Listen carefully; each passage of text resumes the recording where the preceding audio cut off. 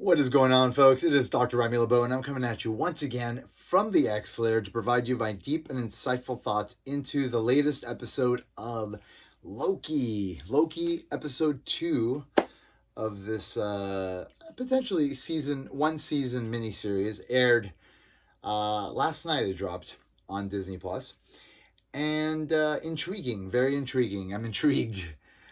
There is stuff happening with the timeline which is very intriguing.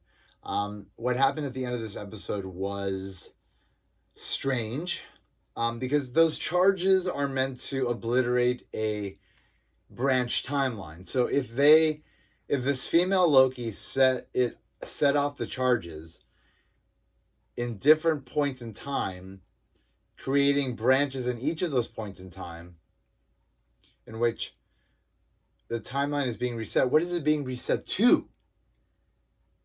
Is the question. So, I have a lot of questions about what was actually caused by what female Loki did, and ultimately, what that means for a multiverse.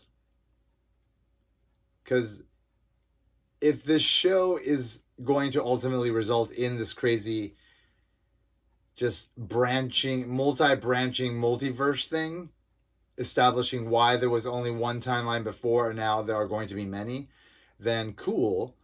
We all thought it was going to happen with Wanda, and it appears to be happening with Loki, and that's exciting. Where all this is going to go, I have no freaking clue. What I am intrigued about is all the concepts being talked about. The timekeepers have been mentioned quite a bit. Clearly, they are around, and so therefore, it is likely we're going to see them at some point. And who are these people, and what is their purpose?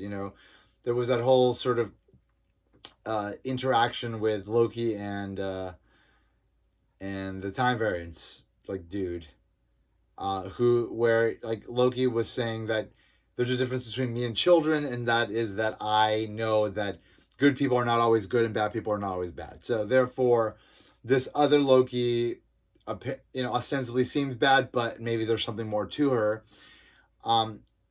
The Time Variance Authority, they appear to be good, but are they? It's what is really going on under the surface? Why are things being kept from people? Sort of where are these time lords or whatever? Where are they? The timekeepers? Where are they?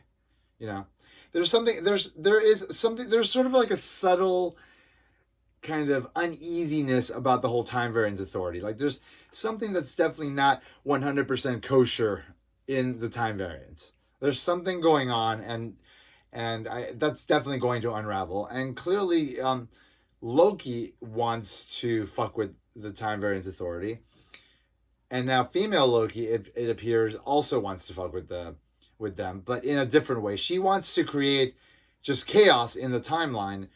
Loki wanted to take them down, or he wanted to learn the nature of the beginning of time and the end of time, and sort of how it all works in between, and who these timekeepers are, and he wanted to know, and ultimately he was not able to know. And by the way, I love the aesthetic of the entire show, this quirky sort of future, but also futuristic, but also dated sort of technological collision that ultimately fuses into what we have in the show. This really odd, kind of stale, but also very exciting sort of overall milieu to the Time Variance Authority. So I'm really enjoying that. I'm really enjoying all the aesthetic from that. I liked the Mount Vesuvius bit. I liked that Loki came up with this idea that female Loki is likely hiding in an event that cannot cause branched timelines, aka apocalypse events. Love that. I thought it was very clever.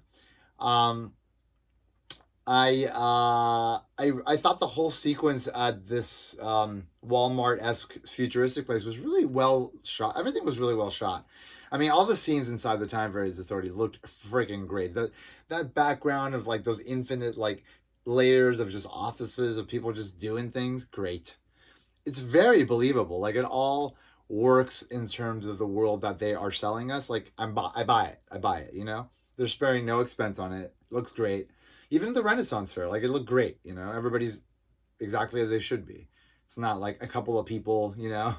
some shitty Party City gowns. Like they spend time on these moments. So everything feels like it should. It feels expensive, you know. It doesn't feel like a television show. It feels like an MCU moment that we're getting, you know. And obviously, all of this is going to lead to third act, woo, wackiness, and I'm sure it's going to be very expensive and CGI laden, and it's going to be very cool. I'm assuming that's where the Time Variance Authority is going to come into play. I don't know, but there are a lot of really cool possibilities for what's going to happen moving forward, and I'm very excited to find out what those things might be.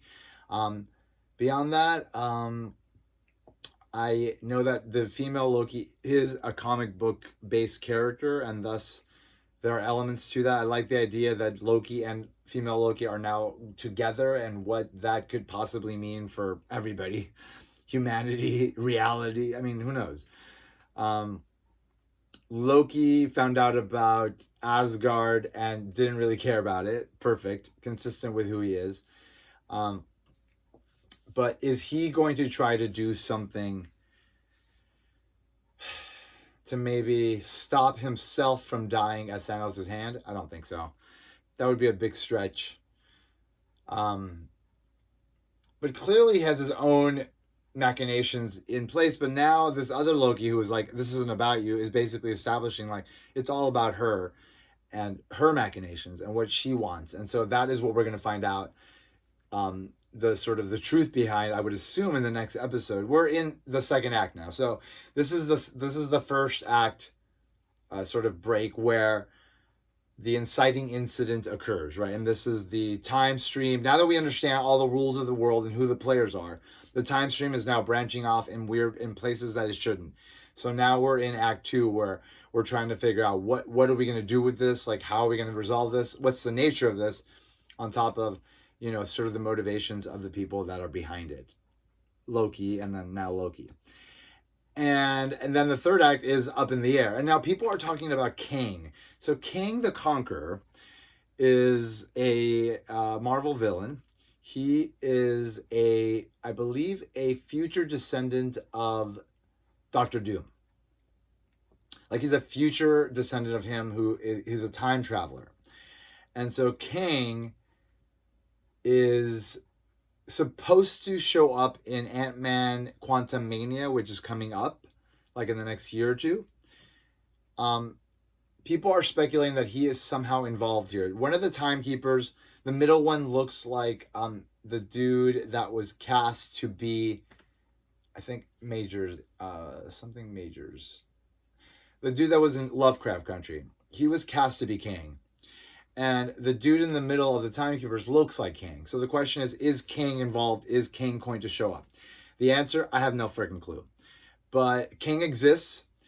He is a time traveler. He's very powerful. Apparently, the woman that is sort of the lead investigator of the Time Variance Authority is the bride of Kang at some point. So that is sort of an interesting element that is unclear with respect to how that might play in. I'm just learning things from random sources about this stuff, because I personally never read the Avengers stuff and the stuff involving Kang, and so I don't really know too much about it, but I know that these are important elements and there is a lot of history to them. And so, given that the show is clearly of the highest quality and clearly they have thought everything out very thoroughly, I have a feeling that we are in store for something very special, and I'm very excited by it, because this is up to the caliber of the Marvel show so far. I'm really enjoying it. So far, WandaVision is my favorite, but this is coming in as a close second. I love Falcon and the Winter Soldier, but I like the more fantastical elements to these other shows that sort of play into like the nature of reality and the nature of the universe and things of that sort, that are just kind of bigger and more intriguing questions. But nonetheless, I love sort of the ground level storytelling as well, in terms of just, kind of running our own reality through the MCU prism, and then sort of, kind of letting that mirror us. I love it. I think it's profound. I think it's fantastic. There was great spectacle in that show. I loved it. I'm just saying, just because I rank it third does not mean it's a bad show. It's just, as far as my own rankings go, I personally prefer the more sort of sci-fi laden shows. And so this is definitely one of them, and it is leaning in to that concept 100%. And so things are coming, and I'm very excited to see what happens. Anyway, I thought I would throw down some quick thoughts, and I did. I hope everybody's doing well. I hope life in the pandemic isn't killing all of you. And we seem to be getting through, at least here in the U.S., to a new chapter. Hopefully, things are opening up right now in Los Angeles, where I live, full blown. So let's see what happens there. Anyway, hope everybody's well. Do your best to just stay positive. Make yourselves happy. Things of that sort. I hope everybody has a great week, and I will come back again next week, and we'll have another lovely talk about Loki episode 3. As always, I want to remind you that if you haven't already, you better put an X in the box, because where are you? Oh, there you are. Ain't nobody checking me. Bam! Boom!